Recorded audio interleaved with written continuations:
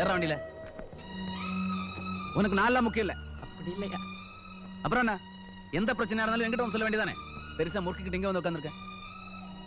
அப்ப நீ என்ன மதிக்கல? அது இல்லையா, அவர் என்ன பேசின பேச்சு என்னால தாங்க முடியலையா. என்ன அனாதன்ட்டாங்கய்யா.